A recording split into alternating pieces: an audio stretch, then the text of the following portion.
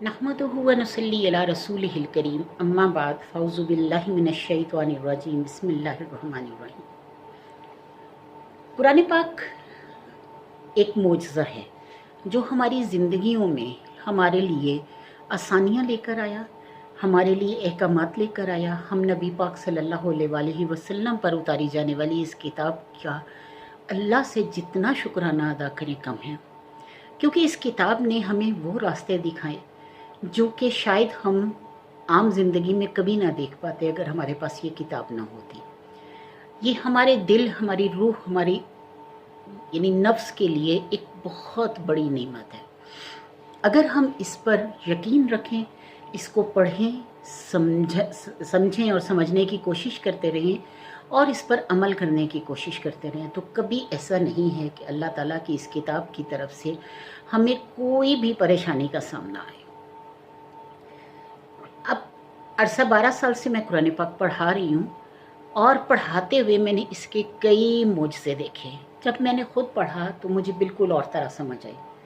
जब मैंने पढ़ाना शुरू किया तो हर शख्स के एतबार से मुझे अलग अलग समझ आती थी।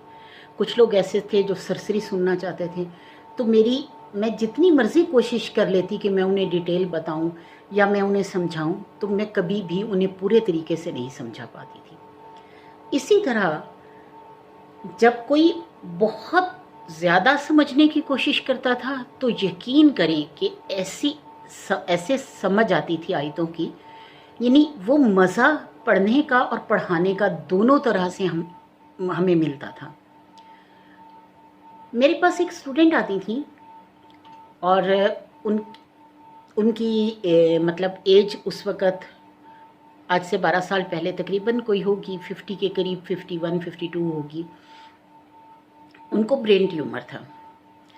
अब जब वो मेरे पास आई तो एक तरफ से उनकी बेटी ने पकड़ा हुआ था, बेटे ने पकड़ा हुआ था, वो दरवाज़े तक छोड़ के गई। मैंने नया नया घर शिफ्ट किया था और जब वो घर देखने गई तो मैंने उनसे कहा, मालिक मकान से मतलब घर देखते हुए बात हुई, तो मैंने कहा मैं यहाँ शुरू करना चाहती हूँ एक सिलसिला जो कुरान पाक पढ़ाने का है। तो उन्होंने कहा कि हमारा छोटा सा इलाका है तो हम कोशिश करेंगे कि मैं सबको इकट्ठा करूं। उन्होंने जाके मस्जिद में ऐलान कर दिया कि हमारे घर में जो नए किराएदार आ रहे हैं उन्होंने मतलब ये कहा है कि वो कुरान पाक तर्जुमा और तफसीर से पढ़ाएंगे इस जगह पर। तो जिन जिन लेडीज़ को पढ़ना हो वो वहाँ पे उनके घर जा सकती हैं, घर का नंबर ये है और सारा कुछ बता दिया। अब वो बहुत खुश हुई। उनका उन्हीं दिनों ब्रेन ट्यूमर का ऑपरेशन हुआ था और जिस दिन वो पहले दिन मेरे घर आई, सबसे पहली स्टूडेंट थी वो मेरी और वो पहले दिन मेरे घर आई तो उन्होंने बहुत डिटेल से अपने बारे में बताया। वो कहने लगी कि मैंने कोई 2-3 MA किए हुए थे, उन्होंने लॉ किया हुआ था, LLB किया हुआ था और इसी तरह से बहुत ज़्यादा मतलब कोर्सेज़ और सब कुछ पेशावर से उनका ताल्लुक़ था। और वो कहने लगी कि मेरे पास यानी मैंने बहुत किताबें पढ़ने का मुझे बहुत ज़्यादा शौक़ था। मैं बहुत ज़्यादा मतलब मुतालिया मुझे बहुत अच्छा लगता था और मैं मतलब लगातार कोई ना कोई किताब जो है वो मेरे पास रहती थी और मैं पढ़ती रहती थी। तो कहने लगी कि इसी दौरान मुझे पता चला कि मेरी मतलब आज से कुछ माह पहले कि मेरी ब्रेन में ट्यूमर है। जब मुझे इस चीज़ का अंदाज़ा हुआ, मुझे समझ नहीं आ रही थी कि मैं क्या करूं। जब डॉक्टर को दिखाया तो डॉक्टर कहने लगा कि इसको ऑपरेट किया जाएगा और ऑपरेशन में जिस जगह पे आपका ये ट्यूमर है उस जगह पे मेमोरी के लॉस होने का बहुत डर है। जैसे ही हम ट्यूमर निकालेंगे तो आपकी मेमोरी बिल्कुल लॉस हो जाएगी और मतलब ऐसा होगा कि आपका जो मतलब अलिफ बे भी है ना, वो भी आपको सिखानी पड़ेगी। बिल्कुल आप उस बच्चे की तरह हो जाएंगे जिसे कुछ नहीं पता। तो आपको वो पूरा का पूरा यानी लफ्ज़ों का आपको नहीं पता चलेगा, जो आपकी सारी बिल्कुल ब्लैंक एक दफ़ा हो जाएंगी और आपको सारी चीज़ें जो हैं वो दोबारा से मतलब बतानी पड़ेंगी कि ये क्या चीज़ है। इवन चाय पीना या खाना खाना या भूख लगी है ये भी आप नहीं बता सकेंगे। तो वो कहने लगी कि मैं खामोश हो गई सुनकर, मतलब बहुत माशाल्लाह बहादुर औरत हैं। तो वो कहने लगी मैं खामोश हो गई, खामोश हुई और मुझे एकदम फील हुआ कि मुझे तो कुरान पाक बहुत थोड़ा आता है। یعنی کچھ ایسی صورتیں جو کہ میں نے نماز میں یاد کی ہوئی ہیں، اور کچھ ایسی صورتیں جو میں مطلب نماز والی ہیں، یا اس کے علاوہ جو 30ویں سپارے کے آخری صورتیں ہیں چھوٹی چھوٹی، وہ یاد ہیں مجھے، اور مجھے کچھ یاد نہیں ہے۔ تو میں کیا کروں گی کہ جب میں اللہ کے پاس جاؤں گی تو یہ جو چند آیات ہیں وہ بھی میں نہیں مطلب اللہ کو سنا پاؤں گی، اور میرے پاس وہ بھی نہیں ہوگی یہ میموری میں کہ میں کہوں کہ بھی ہاں جی یہ آیتیں مجھے یاد ہیں۔ اور کہنے لگی کہ مجھے سمجھ نہ آئے کہ میں کیا کروں، کہ میں نے ساری زندگی اپنی یعنی دنیا داری میں اور دنیا کی کتابوں میں اور دنیا کی اسٹڈیز میں اور سب کچھ اس میں گنوا دی۔ اب میں اس وقت میں کیا کروں گی؟ جب میں اللہ کے پاس جاؤں گی تو میں کیا جواب دوں گی؟ اگر ہو سکتا ہے میں اسی آپریشن کے دوران مر جاؤں تو اس کا مطلب ہے مجھے تو کچھ یاد نہیں ہوگا، تو میں کیا کروں گی؟ کہتی میں اتنی پریشان ہوئی اس چیز سے، اتنی پریشان ہوئی کہ میں آپ کو بتا نہیں سکتی۔ کہتی جب آپریشن کے لیے انہوں نے انیستھیزیا دینا تھا اس سے پہلے، اور جب سے ڈاکٹر نے کہا اس کے بعد سے میں لگاتار ایک دعا کرتی رہی کہ یا اللہ اگر تو مجھے میری میموری مطلب کو کچھ نہ ہو اور مجھے الفاظ دوبارہ سے یاد نہ کرنے پڑیں، اور مجھے تو ایک موقع دے تو میں قرآن پاک کو پڑھوں، سمجھوں، اور سمجھ کر میں تیرے پاس آؤں، اس کی ایک ایک آیت، اس کے ایک ایک حرف کو میں سمجھ کر تیرے پاس آؤں۔ مجھے وہ طاقت دے، مجھے وہ ہمت دے، اور ایسا معجزہ دے کہ جو میری اس ٹیومر کو، اس میموری کو، ٹیومر کو ختم کر دے اور اس میموری کو لاسٹ نہ ہونے دے۔ وہ کہنے لگی کہ میں مطلب چلی گئی، انیستھیزیا دے دیا انہوں نے، میں بے ہوش ہو گئی۔ جب ہوش میں آئی تو مجھے انہوں نے بولنے سے منع کیا تھا، تو کہتی ہیں کہ میں اپنے اندر ہی جب انیستھیزیا دیا تب بھی میں وہ آیات دہراتی رہی جو مجھے یاد تھیں، جتنی یاد تھیں میں دہراتی رہی ان کو، دل ہی دل میں دہراتی رہی، اور جس وقت میں نے مطلب ہوش میں آئی تو میں نے وہ آیات دہرانا شروع کر دی، تو مجھے وہ ساری آیات یاد تھیں جتنی میں نے بے ہوشی سے پہلے دہرائی تھیں، وہ ساری کی ساری آیات یاد تھیں۔ کہتی میں بہت ایکسائٹیڈ تھی، میں بہت خوش تھی، لیکن میں اس وقت میں کسی کو کچھ نہیں کہہ سکتی تھی، اور نہ ہی مجھے پتا تھا کہ جب مجھے وہ الاؤ کریں گے بولنا تو میری زبان اس قابل ہوگی کہ نہیں کہ میں ان کو بتا پاؤں اور وہ سمجھ پائیں۔ تو کہنے لگی کہ میں مطلب خاموش رہی، بہت زیادہ ایکسائٹیڈ رہی، لیکن میں اپنی آواز کا انتظار کر رہی تھی کہ ہو سکتا ہے میری آواز ٹھیک ہو سکتا ہے نہ ٹھیک ہو، مطلب مجھے نہیں سمجھ آ رہی تھی کہ کیا ہوگا۔ کہتی ہیں کہ جب انہوں نے مجھے بولنے کے لیے کہا کہ آپ کچھ بولیں، اشاروں سے کہا، آواز سے کہا کہ آپ بولیں کچھ، تو کہنے لگی کہ میں نے ایک دم ہی صورتوں کی تلاوت شروع کر دی۔ میں نے وہ ساری صورتیں ان کو سنائیں جو کہ مجھے جتنی یاد تھیں، جتنی آیات یاد تھیں، میں نے وہ ساری صورتیں ان کو سنائیں۔ تو کہتی ہیں ڈاکٹرز، میرے بچے، میرے ہسبینڈ، سارے جو اکٹھے تھے وہاں پر، بہن بھائی میرے، کہتے وہ سب حیران رہ گئے، سب اتنے خوش ہوئے، اور ڈاکٹرز نے کہا کہ یہ معجزہ ہے، کہ 99.9% یہ ہوتا ہے کہ اس ٹیومر کے بعد لوگوں کو کچھ یاد نہیں رہتا، تو یہ معجزہ ہے کہ آپ کو یہ آیات یاد رہی۔ کہتی میں سمجھ گئی کہ میرے رب نے مجھے موقع دیا ہے کہ میں قرآن کو پڑھوں، سمجھوں اور اس پر عمل کروں، اور اسے سمجھ کر پڑھوں۔ اپنے رب کے پاس جب جاؤں تو میں اس کے کلام کو سمجھ چکی ہوں۔ تو کہتی ہیں کہ آپ کو اگر گھر پہ بدلنے کی ضرورت پڑی تو میری وجہ سے پڑی، آپ یہاں میری وجہ سے آئی ہیں، اللہ تعالیٰ نے آپ کو میری وجہ سے بھیجا ہے، اور آج سے آپ مجھے پڑھائیں گی۔ وہ جب بولتی تھیں تو ان کی زبان مڑ چکی تھی، کیونکہ ان کے آپریٹ ہوئے تھوڑے عرصہ گزرا تھا، یعنی 2-3 ہفتے گزرے تھے، تو ان کی زبان ایسے تھی کہ وہ پڑھتی تھیں والذین، اس طرح کر کے بہت آرام سے وہ پڑھتی تھیں۔ آپ یقین کریں کہ انہوں نے ایک ایک رکوع سے شروع کیا، ایک ایک آیت پر وہ رکتی تھیں، ایک ایک لفظ کا مطلب وہ پوچھتی تھیں، ایک ایک چیز کو وہ جب تک سمجھ نہیں لیتی تھیں آگے نہیں چلتی تھیں۔ اور آپ یقین کریں کہ تقریباً 15 سے 20ویں سپارے ان کی زبان کی لکنت ختم ہو گئی تھی، ان کا ایک دایاں ہاتھ بالکل یوں سینے سے لگ گیا ہوا تھا، یعنی بازو موو نہیں کرتا تھا ان کا، اور وہ سارا بازو ان کا ٹھیک ہو گیا۔ 15ویں سپارے سے 20ویں سپارے کے دوران انہوں کی زبان رواں ہونی شروع ہو گئی، اور پھر جب انہوں نے 26واں سپارہ شروع کیا تو 4 سپارے انہوں نے مجھے اس طرح سنائے کہ وہ پورا سپارہ سبق لیتی تھیں اور پورا سپارہ مجھے سناتی تھیں۔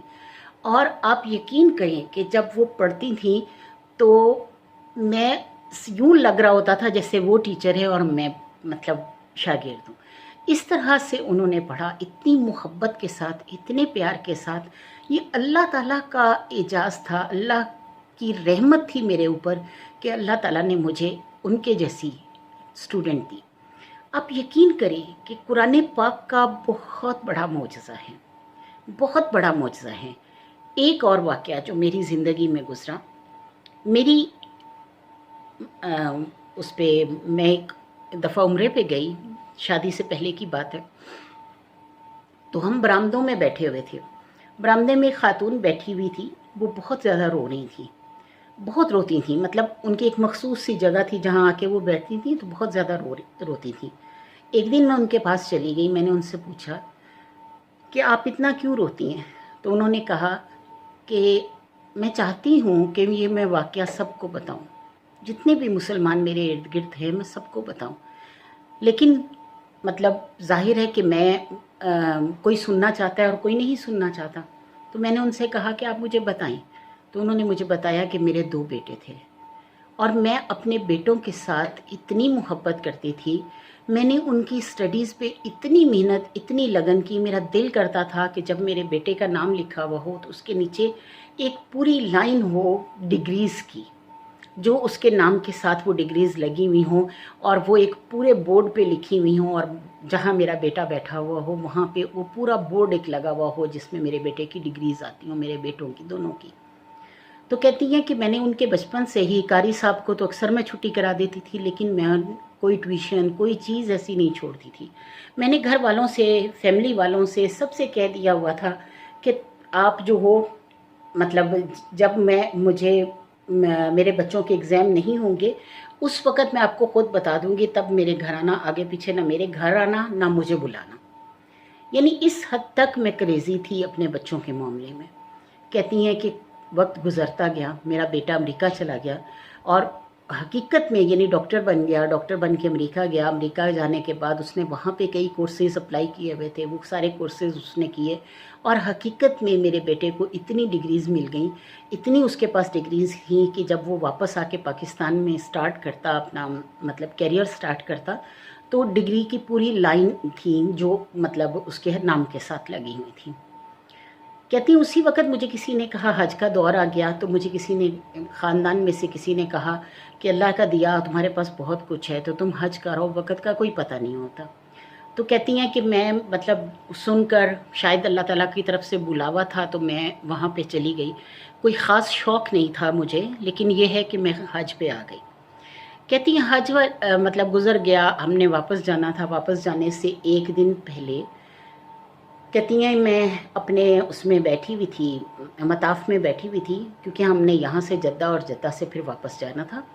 تو کہتی ہیں میں مطاف میں بیٹھی ہوئی تھی اور مجھے نیند آ گئی. میں نے خواب میں دیکھا کہ ایک مطلب میرا بیٹا جو ہے وہ امریکہ سے واپس آ گیا، پاکستان آ گیا، اور پاکستان آ کے جب وہ ایئرپورٹ سے گھر کی طرف جا رہا ہے تو اس کا ایکسیڈنٹ ہو گیا. ایکسیڈنٹ ہوا اور وہ مر گیا. اس میں وہ بچہ مر گیا اور جب اس کی لاش گھر لے کے آئے ہیں، گھر والے سب رو رہے ہیں. کہتی ہیں میں وہاں دیکھ رہی ہوں لیکن میں وہاں نہیں ہوں. اور جب میں ان کو وہ سارا اس کو دیکھ رہی ہوں، اس کو نہلایا دھلایا گیا، اس کو کفن پہنایا گیا اور اس کو جب لا کر انہوں نے مطلب قبر میں ڈال دیا، تو کہتی ہیں کہ میں نہ روتی جا رہی ہوں اور میں قبر میں کھڑی ہوں اور میں نہ اسے ہاتھ لگا پا رہی ہوں نہ کچھ ہے. مطلب ہر سب چیزیں میں اپنے سامنے دیکھ رہی ہوں، بالکل ایسے ہی جیسے کوئی ویڈیو چل رہی ہو. لیکن کہتی ہیں کہ میں اس کے قریب نہیں ہوں. مجھے ایسے لگتا ہے جیسے میں اس کے قریب نہیں پہنچ پا رہی، میں اسے ہاتھ نہیں لگا پا رہی، میں اسے پیار نہیں کر پا رہی.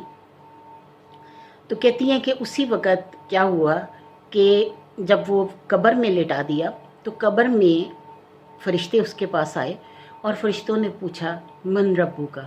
تو اس نے کہا میں نے یہ ڈگری کی ہوئی ہے، یہ کی ہوئی ہے، یہ کی ہوئی ہے، یہ کی ہوئی ہے. تو اس نے کہا، فرشتوں نے پھر پوچھا من ربو کا. تو وہ پھر اپنی ڈگریاں گنوانے لگ گیا.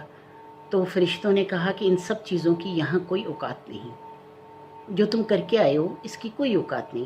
تم بتاؤ یہ سب چیزیں مطلب اگر تم نے اچھے طریقے سے کی ہیں تو اس کا اجر تمہیں ضرور ملے گا، لیکن یہ ہے کہ تم یہ بتاؤ کہ تمہارا رب کون ہے.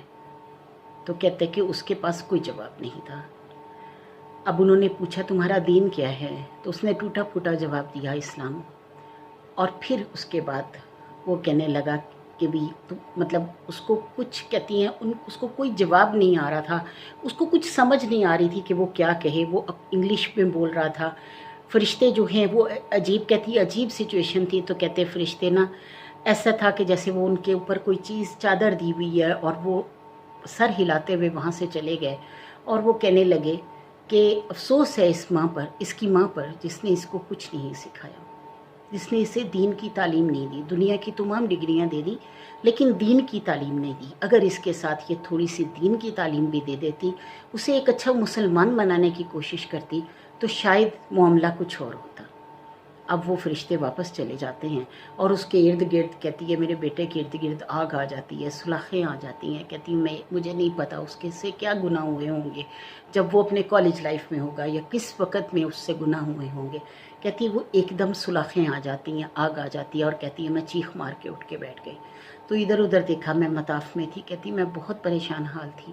کہتی مجھے سمجھ نہیں آتی تھی، کہتی تب اتنے فون نہیں ہوا کرتے تھے، تو میں نے اپنے میاں سے کہا، ہم دونوں مل کر گئے، جا کے ہم نے پی سی او سے، یعنی جو پبلک بوتھ ہوتے تھے وہاں سے فون کیا گھر، تو ہمیں یہ پتہ چلا کہ میرا بیٹا سرپرائز دینے کے لیے مجھے وہ پہلے سے ہی ایک دن پہلے سے ہی آ گیا تھا، اور جو کچھ میں دیکھ رہی تھی خواب میں وہ منوان اس کے بیٹے کے ساتھ ہو رہا تھا۔ اور وہ کہنے لگی، مطلب اس کی اس وقت بھی چیخیں نکل رہی تھی، اور وہ کہنے لگی کہ مجھ پہ افسوس ہے مجھے کہ میں نے اپنے بچوں کو وہ تربیت میں دے ہی نہیں سکی، میں کس دنیا کے پیچھے رہ گئی۔ اگر اس دنیا کے ساتھ ساتھ میں اپنے بچوں کو صحیح دین کی تعلیم دیتی تو آج اتنا سب کچھ نہ ہوتا، میرا بچہ وہاں تڑپ نہ رہا ہوتا۔ کہتی اب ہر دفعہ میں اپنے بیٹے کے لیے عمرہ کرتی ہوں، حج کرتی ہوں، میں آتی ہوں یہاں، لیکن مجھے سکون نہیں ہے، مجھے قرار نہیں ہے، مجھے آج تک تسلی نہیں ہے کہ میرا بیٹا قبر میں ٹھیک ٹھاک ہوگا۔ ان کی اس دعا کو سن کر، اس کی اس پریشانی کو سن کر، اس کی چیخوں کو سن کر، اللہ تعالیٰ معاف کرے جتنے بھی لوگ وہاں اکٹھی تھیں عورتیں، وہ 2-4 عورتیں وہاں اکٹھی ہو گئی، یقین کریں کہ دل تڑپ کے رہ گیا۔ اللہ تعالیٰ ہم سب کو توفیق دے کہ ہم اپنے بچوں کو دنیاوی تعلیم کے ساتھ ساتھ دینی تعلیم بھی دے سکیں۔ اللہ کرے کہ ہم لوگ اپنے دین کے لیے بالکل اسی طرح پریشان ہوں جس طرح ہم دنیا کے لیے ہوتے ہیں، جس طرح ہم اپنی رزق اکٹھا کرتے ہیں دنیا میں، اسی طرح ہم اپنے اعمال اکٹھے کریں اس آخرت کے لیے۔ جس طرح ہم دنیا کے رزق کے لیے پریشان ہوتے ہیں، اسی طرح ہم آخرت کے رزق کے لیے پریشان ہوں۔ تو میری بہنوں، دنیا ہے، ضروری ہے، میں یہ نہیں کہتی کہ ضروری نہیں ہے، ضرور اسے کماؤ، ضرور اس کے پیچھے چلو، ضرور اس کو بھی اپناؤ، کیونکہ رب تعالیٰ نے یہاں کی نعمتیں بھی تمہارے لیے رکھی ہیں، لیکن جس کام کے لیے رب نے بھیجا ہے اس کام کو مت بھولو، نہ اپنے بچوں کو بھولنے دو۔ آج بھی وقت ہے، آج بھی ہمارے پاس سانسیں ہیں، آج بھی ہمارے پاس توبہ کا وقت ہے، تو آؤ توبہ کی طرف آؤ، فلاح کی طرف آؤ، قرآن کی طرف آؤ، اس کو پڑھو، اس کو سمجھو۔